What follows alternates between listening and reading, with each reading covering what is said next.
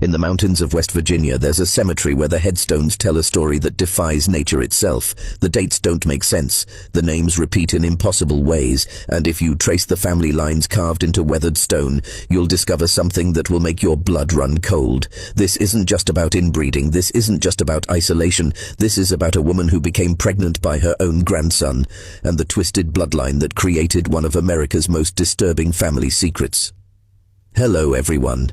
Before we start, make sure to like and subscribe to the channel and leave a comment with where you're from and what time you're watching. That way, YouTube will keep showing you stories just like this one. What I'm about to tell you was buried for over a century. The records were hidden, the witnesses silenced, and the truth locked away in courthouse basements and family Bibles that no one dared to open. But I found it, and once you hear this story, you'll understand why some secrets were meant to stay buried. Her name was Betty, and she lived in the hollow where the sun barely reached the ground, where families had been marrying their cousins for so long that the children were born with faces that looked ancient, eyes that seemed to know things they shouldn't know, and hands that shook with the weight of generations of genetic damage. But Betty's story goes deeper than that, much deeper. The year was 1887, and the mountains of West Virginia were a world unto themselves. No roads led in or out of Cane Creek Hollow. No strangers came calling. The families that lived there had been isolated for nearly a century, and their bloodlines had become so tangled that mapping their family trees was like trying to solve a puzzle where every piece was the wrong shape. Betty was born into this world with a curse already written in her bones.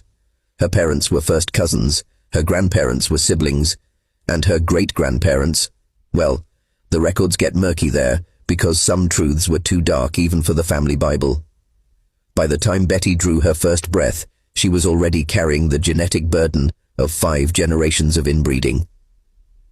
But here's what the historians won't tell you. Here's what they buried in those courthouse records.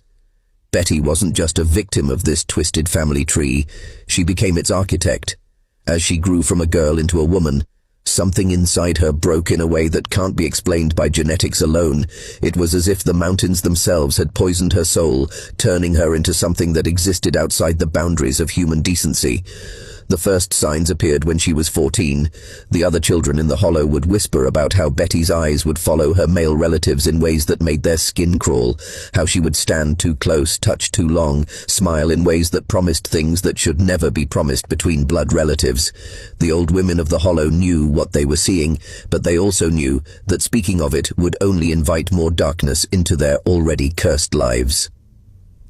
By the time Betty was 16, she had already given birth to her first child. The father was her uncle, but that was just the beginning of a story that would make even the most hardened investigators question what they thought they knew about the depths of human depravity. The hollow had its own rules, its own twisted logic that made sense only to those who had never known any other way of living, but even by those standards, what happened next defied comprehension.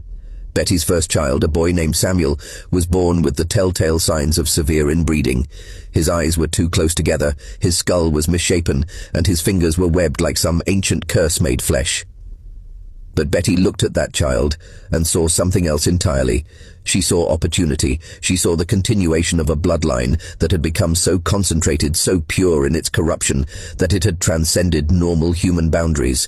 And as Samuel grew from infant to toddler to boy, Betty began to groom him for a role that no child should ever be prepared for. The isolation of the hollow worked in her favor. There were no schools, no churches, no outside authorities to question what was happening behind the walls of that ramshackle cabin.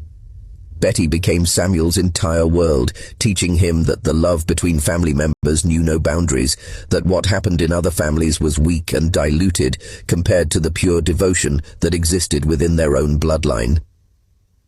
By the time Samuel was 12, the other families in the hollow had begun to notice changes in Betty's behavior. She had become possessive of the boy in ways that made even the most hardened mountain folk uncomfortable. She wouldn't let him play with other children. She wouldn't let him work in the fields with the other men. Instead, she kept him close, whispering secrets in his ear that turned his young face pale with understanding.